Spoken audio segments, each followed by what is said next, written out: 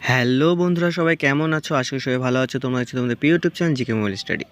তো আজকে একটি নতুন ভিডিও নিয়ে চলে আসলাম। খুবই ইম্পর্টেন্ট কোশ্চেন কিছু ইতিহাসের থেকে নিয়ে এসেছি, যা খুবই গুরুত্বপূর্ণ আপকামিং এক্সামের জন্য।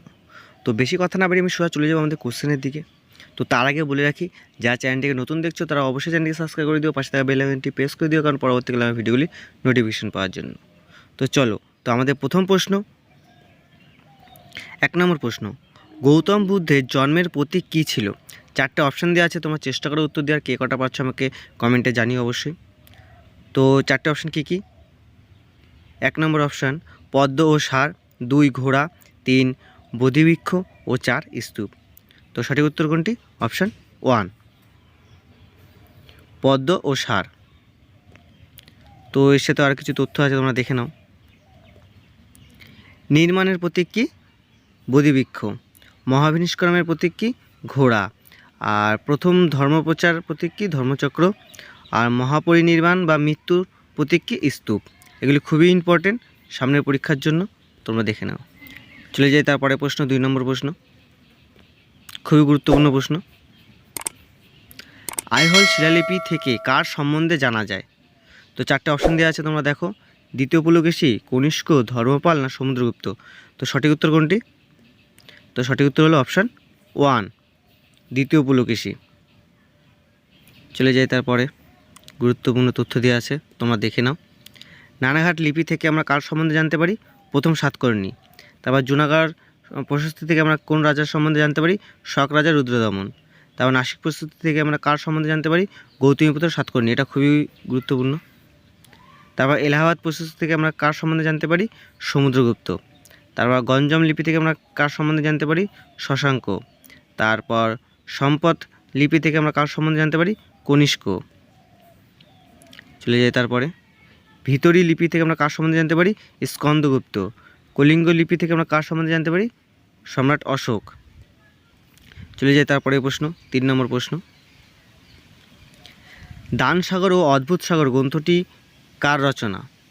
এই দুটি গ্রন্থ কার রচনা? তো 4টে অপশান দেওয়া আছে, অশ্বঘোষ, আর্যভট্ট, কালিদাস না বল্লাল সেন। তো সঠিক উত্তর কোনটি? তো সঠিক উত্তর হলো অপশান 4, বল্লাল সেন। তিনি সেন বংশের রাজা ছিল, মনে রাখবে। চলে যাই তারপরে, কে কী কী গ্রন্থ রচনা করেছে সেগুলি কিছু দেওয়া আছে, দেখে নাও তোমরা। অশ্বঘোষের রচিত হলো বুদ্ধচরিত। নাগার্জুনের রচিত হলো মাধ্যমিকা সূত্র। তারপর বিশাখ দত্তের রচিত হলো মুদ্রা রাক্ষস ও দেবী চন্দ্রগুপ্তম। আর্যভট্টের রচনা হলো সূর্য সিদ্ধান্ত ও আর্য সিদ্ধান্ত। তারপরে কালিদাসের রচনা হলো অভিজ্ঞান শকুন্তলম ও মেঘদূতম। খুবই ইম্পর্টেন্ট। তোমরা কমেন্টে জানিও কালিদাস কোন রাজসভায় ছিল। চলে যায় তারপরে প্রশ্ন, 4 নম্বর প্রশ্ন, খুবই ইম্পর্টেন্ট। ভারতের রক্ষাকারী কাকে বলা হয়? তো 4টে অপশান দেওয়া আছে, তোমরা দেখে নাও। সম্রাট অশোক, দ্বিতীয় চন্দ্রগুপ্ত, স্কন্দগুপ্ত, বিন্দুসার। তো সঠিক উত্তর কোনটি? অপশান 3, স্কন্দগুপ্ত। তো এর সাথেও দেখে নিই। উপনাম, উপনাম, ঠিক আছে। তো বিন্দুসারের কী উপনাম ছিল? অমৃতাঘাত। শিবাজির ছত্রপতি। তারপর অশোক চণ্ডা অশোক ও প্রিয়দর্শিকা। তারপর হুসেন শাহ বাংলার আকবর। চলে যায় তারপরে, দ্বিতীয় চন্দ্রগুপ্ত সকারি। হর্ষবর্ধন সকালোত্তর পথনাথ। অজাতশত্রু কুনিক। তারপর জয়নুল আবেদিন কাশ্মীর আকবর। তারপর কনিষ্ক দ্বিতীয় অশোক। তারপর আলাউদ্দিন খলজি দ্বিতীয় আলেকজান্ডার।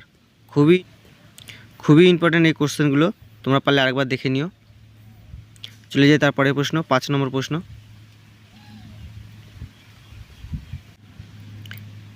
গিয়াসউদ্দিন বলবনের আসল নাম কি ছিল? তো 4টে অপশান দেওয়া আছে, দেখো তোমরা। জালালউদ্দিন মোহাম্মদ, জুনা খা, ফরিদ খা, উলুগ খা। 4টে অপশানের মধ্যে সঠিক উত্তর কোনটি?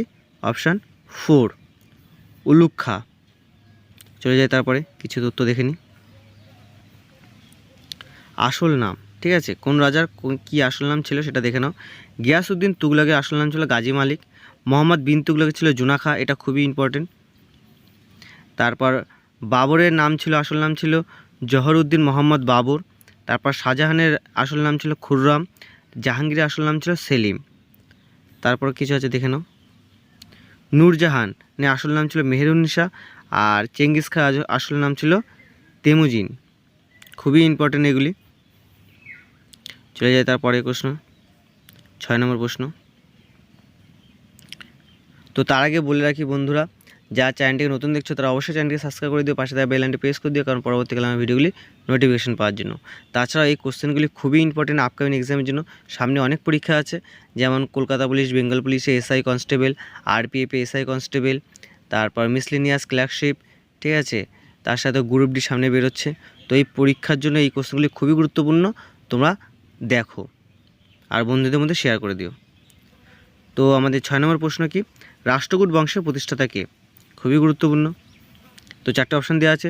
1 দন্তিদুর্গ, শ্রীগুপ্ত, তারপর হরিশ্চন্দ্র ও বাসুদেব। তো সঠিক উত্তর কোনটি? সঠিক উত্তর হলো অপশান 1 দন্তিদুর্গ। চলে যাই তারপরে, কে কোন বংশের প্রতিষ্ঠাতা? হর্ষঙ্ক বংশের প্রতিষ্ঠাতাকে বিম্বিসার, তারপর শিশুনাগ বংশের প্রতিষ্ঠাতাকে শিশুনাগ, নন্দ বংশের প্রতিষ্ঠাতাকে মহাপদ্মনন্দ, মৌর্য বংশের প্রতিষ্ঠাতাকে চন্দ্রগুপ্ত মৌর্য, শুঙ্গ বংশের প্রতিষ্ঠাতাকে পুষ্যমিত্র শুঙ্গ। তারপরে দেখিনি, গুপ্ত বংশের প্রতিষ্ঠাতাকে শ্রীগুপ্ত, পাল বংশের প্রতিষ্ঠাতাকে গোপাল, সাতবাহন বংশের প্রতিষ্ঠাতাকে শিমুক এবং সেন বংশের প্রতিষ্ঠাতাকে হেমন্ত সেন। এই কোশ্চেনগুলি খুবই গুরুত্বপূর্ণ। চলে যায় তারপরে, হর্ষবর্ধনের রাজধানী কোথায় ছিল? 7 নম্বর প্রশ্ন, খুবই গুরুত্বপূর্ণ। তো 4টে অপশান দেওয়া আছে, তোমরা দেখো। কর্ণ সুবর্ণ, কৌনজ, তারপর রাজগৃহ, পাটলিপুত্র। তো সঠিক উত্তর কোনটি? অপশান 2 কৌনজ। চলে যায় তারপরে, রাজা ও রাজধানীদের নাম আছে, তোমরা দেখে নাও একটু। বিম্বিসারের রাজধানী ছিল রাজগৃহ, অজাতশত্রুর রাজধানী ছিল পাটলিপুত্র, তারপর সম্রাট অশোক, ধনানন্দ, চন্দ্রগুপ্তর ওর রাজধানী ছিল পাটলিপুত্র, কনিষ্কের রাজধানী ছিল পুরুষপুর। তারপরে দেখে নেব, গৌতমীপুত্র সাতকর্ণীর রাজধানী ছিল প্রতিষ্ঠান, তারপর সমুদ্রগুপ্তের রাজধানী ছিল পাটলিপুত্র, দ্বিতীয় পুলকেশীর রাজধানী ছিল বাদামি, তারপর দ্বিতীয় চন্দ্রগুপ্তের রাজধানী ছিল উজ্জয়িনী, তারপর শশাঙ্কের রাজধানী ছিল কর্ণসুবর্ণ, খুবই ইম্পর্ট্যান্ট, তারপর লক্ষণ সেনের রাজধানী ছিল নবদ্বীপ। চলে যাই তারপরে, 8 নম্বর প্রশ্ন, আগ্রা শহরটি কে প্রতিষ্ঠা করেন? খুবই ইম্পর্ট্যান্ট। তো 4টে অপশান দেওয়া আছে। বহুলুল লোদি, সিকিন্দার লোদি, আকবর না শাহজাহান। তো তোমরা চেষ্টা করো উত্তর দেওয়ার।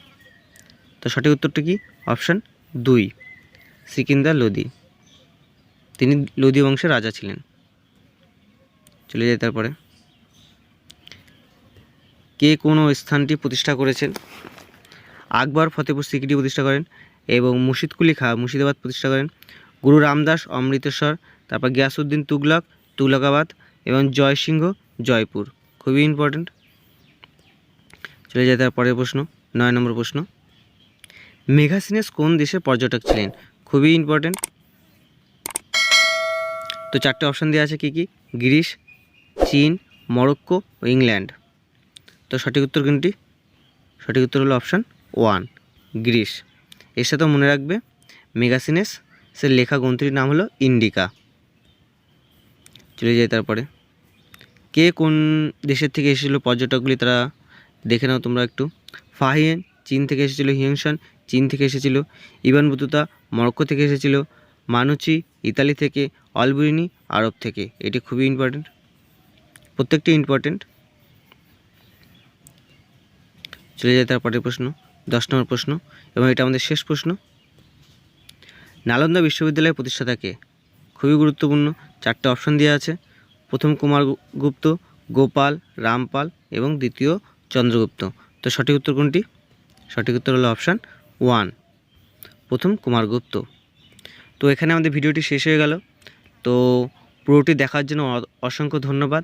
আর ভিডিওটি কেমন হয়েছে তোমরা অবশ্যই কমেন্টে জানিও, আর লাইক করে দিও, শেয়ার করে দিও, আর বন্ধুদের মধ্যে শেয়ার করে দিও অবশ্যই। আর ভালো লাগলে তোমরা কমেন্ট করো, আর কী ধরনের কোশ্চেন দরকার তোমরা আমাকে জানিও। তো খুব ভালো থাকবে, ধন্যবাদ।